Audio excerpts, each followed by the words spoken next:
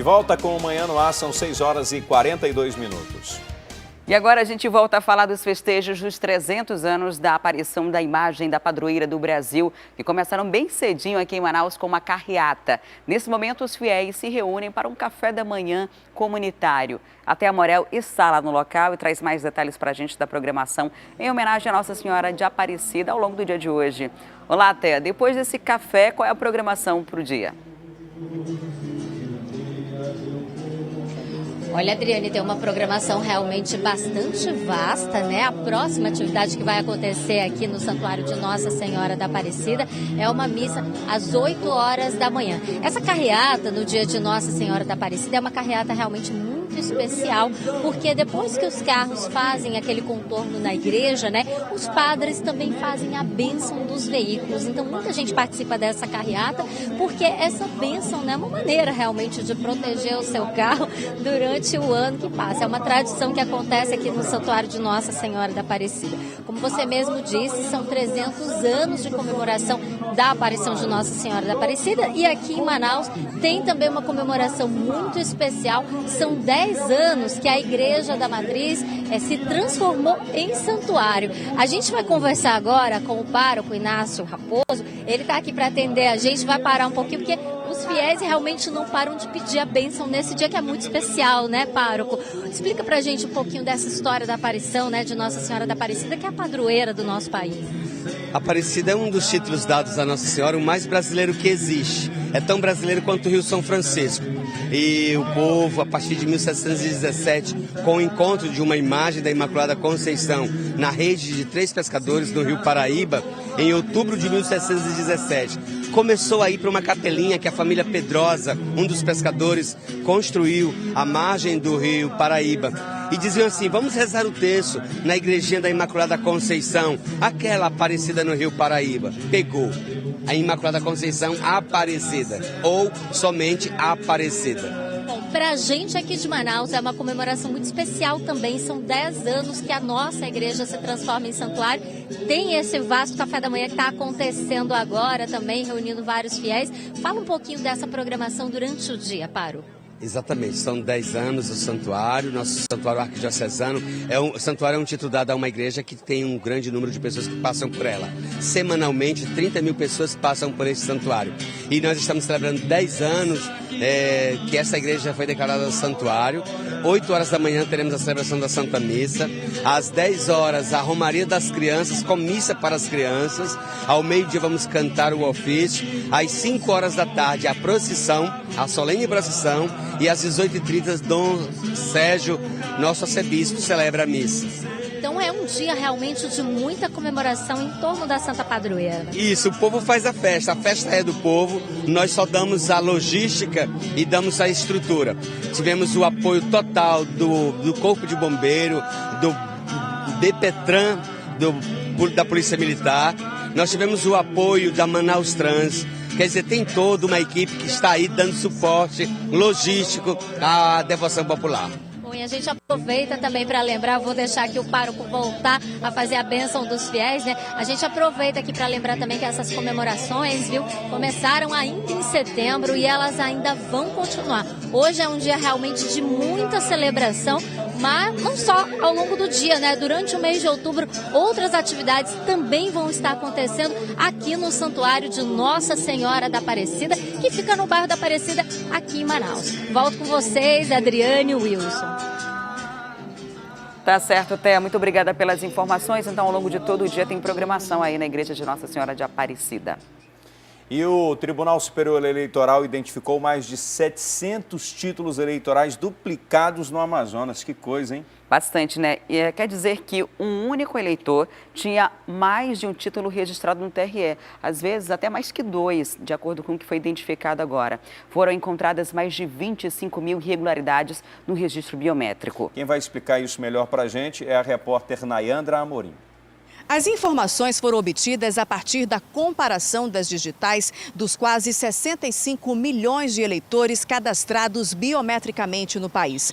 Um sistema utilizado pelo TSE desde 2014 conseguiu comparar as impressões digitais de cada eleitor ao número de eleitores já registrados no Banco de Dados da Justiça Eleitoral.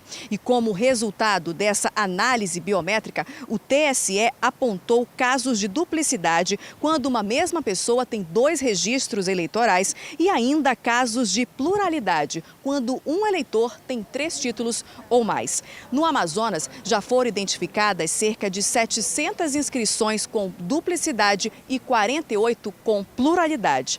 Agora, o TRE aguarda as próximas instruções do Tribunal Superior Eleitoral. Mas, se algum caso for identificado como fraude, deve haver abertura de processo criminal. Agora são 6h48. Vem com a gente, vamos ao vivo lá para o estúdio da FM O Dia. O Cleiton Pascarelli está por lá. Olá, Cleiton, bom dia. Bom dia, Adriane, bom dia, Wilson Lima. Carreira solo hoje. Carreira solo hoje.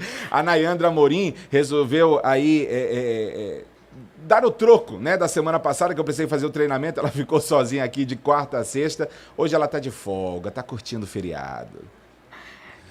A gente está aqui hoje dividindo porque o Wilson voltou, né? Não dei folga para ele, porque ele não estava trabalhando esses dias, estava viajando também. Agora, Cleiton, o STF teve uma decisão agora recente que muda algumas coisas no processo de afastamento de um parlamentar no Congresso Nacional. Isso. Até então, o STF podia decidir o afastamento, dependendo do que está sendo julgado ali, avaliado, e essa decisão já era suficiente para que o parlamentar fosse retirado do cargo. Agora não vai ser bem assim. Agora não vai ser bem assim. Agora, isso foi uma grande polêmica, né? Os próprios ministros ontem, debatendo isso durante 12 horas no Supremo Tribunal Federal, não chegavam a um consenso ali e a presidente deu o voto de Minerva, né? Ela teve que entrar porque o tribunal ficou dividido. Foram 5 votos contra 5. Aí entrou a presidente do Supremo, a ministra Carmen Lúcia, para decidir que aí sim um parlamentar federal, né, só poderia ser afastado com o aval. Na verdade é o seguinte, a partir de agora, o Supremo pode tomar sim uma decisão a respeito do parlamentar, só que compete ao Congresso avaliar se esse parlamentar vai ser punido ou não. O ministro Ricardo Lewandowski, inclusive, disse, olha, cada poder tome a sua decisão e veja o que a sociedade vai avaliar. Né? O ministro Ricardo Lewandowski disse isso. Por quê? Porque se o Congresso Nacional decidir não afastar o seu parlamentar envolvido, por exemplo, em polêmica, aí compete à sociedade avaliar o que o Congresso está fazendo, não é verdade? E isso veio de uma decisão, uma ação direta de inconstitucionalidade movida no ano passado por alguns partidos que apoiavam à época o deputado Eduardo Cunha, antes mesmo dele ser preso, né? Antes mesmo dele ser preso, entraram com essa ação direta. E aí o Supremo julgou ontem. Mas isso reflete na decisão referente ao senador Aécio Neves. Inclusive, já na próxima terça-feira, dia 17, o Senado Federal deve avaliar a decisão do Supremo que afastou Aécio Neves e, pior, disse que durante a noite ele não pode sair de casa. Essa a decisão então vai ser avaliada pelo Senado e o Senado vai dizer, realmente o Aécio continua afastado ou o Aécio volta para o poder. É isso que o Supremo Tribunal Federal deixou que o Senado avaliasse. Então na semana que vem já entra em pauta. Ou seja, o Supremo decide, se prende, mas aí o Senado vai dizer assim, olha, eu não concordo, então solta, né? Porque o que diz a Constituição é que um parlamentar só pode ser afastado das suas atividades se for por outro eleito também pelo povo. O problema é que, nesse caso, o Supremo encontrou indícios suficientes para provar que o Aécio cometeu um crime, né? Estava muito claro. Agora, tem algumas outras situações que a gente precisa levar em consideração. Por exemplo, no caso do Delcídio, né, quando ele foi afastado pelo Supremo, né, afastado, preso, ninguém questionou. Né, disse assim, olha, o Delcídio foi afastado porque o Supremo decidiu, ninguém questionou. E aí, no caso do Aécio, já há uma movimentação, não pode ser assim, né, tem que ter o aval do Senado, aquela coisa toda. Bom, mas o fato aí é que faltava, né, ter uma interpretação sobre essa situação. Na prática, o que acontece? O Supremo pode prender, pode mandar prender, mas aí é o Senado que decide se acata ou não essa decisão. E é um pouco diferente do processo de cassação, por exemplo. Se for uma cassação de um deputado, é preciso a abertura de um processo de quebra de decoro parlamentar, e aí demora um pouco mais, porque é feito um levantamento de provas, de indícios, para aí sim para uma votação no plenário e decidir se aquele parlamentar vai ser cassado ou não. A gente teve um caso aqui, no caso do Wallace Souza, né, que teve o processo de cassação. Agora, nesse caso, o STF vai apresentar as provas, né, os indícios que forem encontrados, e é uma votação mais simples, né? O parlamento decide se concorda ou não com o afastamento provisório. E com essa decisão, o Supremo Tribunal Federal tira o pé do freio e blinda ainda mais os parlamentares. É por isso que o povo precisa ficar de olho em quem vai votar nas próximas eleições. Wilson e Adriane. Ok, Cleiton, bom feriado para você e até amanhã. Tudo de bom, até amanhã. E atenção, você que está ligando a televisão neste momento, nós preparamos um resumo do que foi notícia até agora. Confira. Técnico em eletrônica de 46 anos, conhecido como maníaco da Bíblia, foi capturado pela polícia na manhã de terça-feira.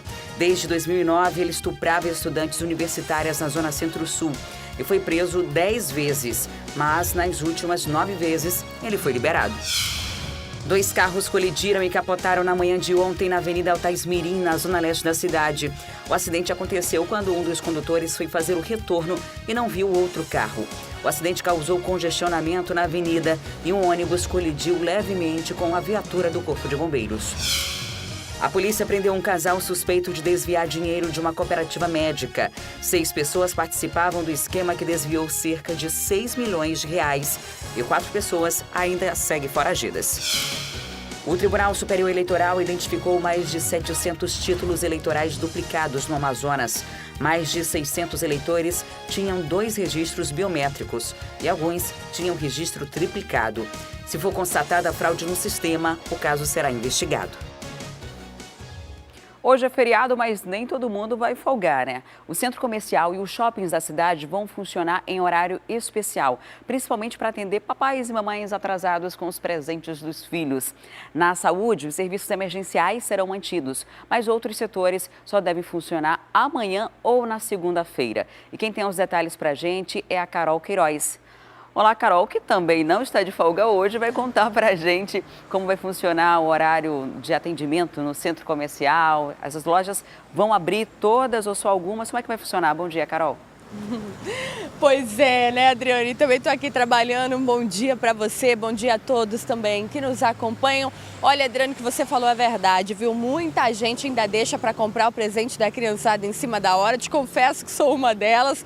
Agora é o seguinte, quem vai para o centro precisa ficar atento porque hoje as lojas funcionam de 9 até 1 da tarde, tá? Então precisa correr, se preparar para ir para o centro agora de manhã mesmo, inclusive para encontrar as duas situações, ou lojas cheias, filas, dificuldade para estacionar, ou quem sabe da sorte, pega um movimento mais tranquilo e consegue fazer as compras aí com mais tranquilidade também. Hoje, então, horário de 9 até 1 da tarde, todas as lojas do centro. Amanhã, o horário no centro volta ao normal e assim se segue, tá bom?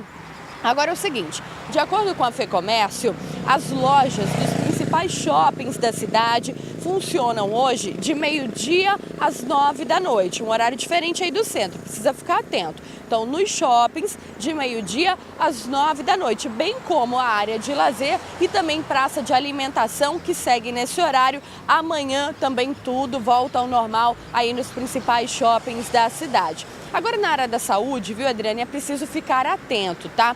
Algumas unidades de saúde do município, como UBSs, policlínicas, os centros de especialidade odontológicas, laboratórios, farmácias, os centros de atenção psicossocial não funcionam hoje e só retomam as atividades na segunda-feira, dia 16. Então vão ficar de hoje até segunda-feira sem um atendimento. Obviamente, os serviços essenciais aí na saúde, né? O SAMU, as maternidades, os hospitais do estado funcionam normalmente no regime de plantão, né? Para que teoricamente não faltem médicos aí em nenhuma unidade, tá? Então é preciso ficar atento.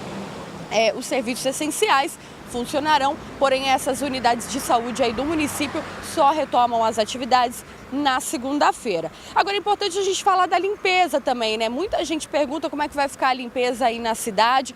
Hoje as equipes funcionam em rotina de plantão, assim como acontece nos finais de semana. Amanhã, no ponto facultativo, eles funcionam, vão trabalhar normalmente espalhados aí pela nossa cidade. Agora vamos encerrar falando de bancos, né? Muita gente ainda tem essa dúvida como é que funcionam os bancos. A Febraban informou que hoje não vão acontecer atividades aí nos bancos, tá? Então hoje os bancos estarão fechados e não vão funcionar. Amanhã tudo volta ao normal nos bancos. Agora é importante a gente lembrar aí a quem nos assiste, se você precisa fazer alguma transação bancária, precisa pagar alguma conta, pode fazer isso através da internet, né, do computador mesmo, ou então dos aplicativos. Pode fazer isso também nos terminais eletrônicos, né, nos caixas eletrônicos aí espalhados pela cidade, ou algumas transações são possíveis fazer até pelo telefone, pelo call center aí do seu banco, tá? Lembrando também que contas de consumo como luz, água, telefone, TV a cabo, que tenham o vencimento na data de hoje, podem ser pagas amanhã sem o acréscimo de multa, tá? Então vale a pena aí ficar bem informado. Você que precisa comprar o presente, então se apresse aí o presente da sua criançada para poder curtir esse restinho de feriado aí. Adriane.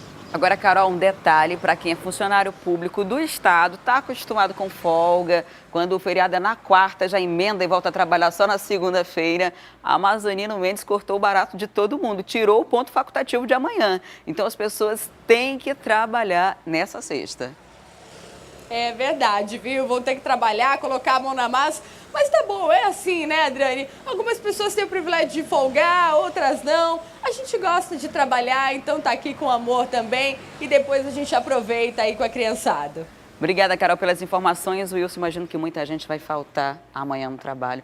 Porque quando tem um feriado assim, muita gente se programa já para viajar e está acostumado com essa folga. Está acostumado a imprensar o feriado, a ter essas regalias. Pois é, e esse é um negócio que tem que acabar, né? Porque o serviço público, a gente precisa do serviço público e a gente está pagando para isso, é o dinheiro que está saindo do nosso bolso. Se a iniciativa privada funciona, né? Se os bancos vão funcionar, por que o Estado também não pode funcionar? Por que a Prefeitura não pode funcionar? E às vezes é um serviço que não é no setor de saúde, não é uma urgência. É uma consulta que você marcou. Você já esperou tanto tempo para essa consulta e ela não acontece ou poderia ser antecipada e não é porque você vai ter um ponto facultativo. E esse ano a gente teve tantos feriados em segundas, tantos feriados assim também em quinta que emenda tudo. E aí fica muito mais difícil para a população que precisa desse atendimento. Sem contar que é um prejuízo para o comércio também, para o setor de serviço, toda vez que a cidade para ou que fica esvaziada. Vamos agora trazer informações do trânsito. Olha só que imagem belíssima do Rio Negro, ali ao fundo a ponte, né? Ponte Rio Negro. Aqui embaixo tem a Manaus Moderna, ali do lado direito tem o mercado histórico, né? Adolfo Lisboa, e aí você vai passeando pela Avenida Lourenço da Silva Braga. O trânsito é tranquilo, sem maior movimentação, né? É boa opção para você neste momento, sem maiores dificuldades, né? Tá aí, olha. E mais bacana, hoje o sol está aparecendo, né? O céu está azulzinho, viu, Adriane Diniz? Para quem vai folgar hoje, neste feriado de quinta-feira, é uma boa ir para o balneário, ir para a praia. As vantagens de trabalhar na madrugada é que você sai de manhã do trabalho, então ainda dá para aproveitar o restante. Agora o céu tá bonito, bom para curtir o dia de hoje. A gente está com uma temperatura nesse momento de 25 graus, mas a temperatura deve chegar à casa dos 32. Há a possibilidade de chuva de 20% para a cidade. Hoje o índice de raios ultravioletas é alto, que é normal também para a nossa região. Essa possibilidade de chuva de 20% é porque sempre há possibilidade de chover na nossa região. Mas ela pode ser uma chuva rápida, pode ser em áreas isoladas, não deve atingir toda a cidade. Enfim, é um dia que começa muito bonito para você aproveitar. Agora, a gente mostrava ainda há pouco a Lourenço da Silva Braga, que é aquela avenida da Manaus Moderna. Ontem teve fiscalização do Manaus Trans. E ontem muitos carros foram apreendidos, foram guinchados, pessoas multadas multadas porque começam a estacionar em fila dupla. Ali é muito difícil de estacionar e aí eles começaram a... já mantém, né, meio que essa tradição, ignoram a fila dupla, às vezes tripla, e ontem muita gente foi pega de surpresa pelo Manaus Trans. Hoje acho que não deve fazer a fiscalização, mas está bem tranquilo. Tem até vaga ali na calçada, porque é uma área de descarga e carga de mercadorias, é uma área também de transporte de passageiros, é uma área de feiras, então muita gente aproveita para fazer compras. E quando vai todo mundo junto para estacionar, é uma confusão, porque nem estacionamento particular tem nessa área, são pouquíssimos. E depois do intervalo tem o quadro Mais Saúde e um assunto polêmico, o uso da chupeta. E o Hospital Delfina Aziz vai passar a realizar 9 procedimentos diferentes de ginecologia. Entre eles, os que previnem o câncer de mama e câncer de colo uterino. Os detalhes você acompanha em instantes. A gente volta já.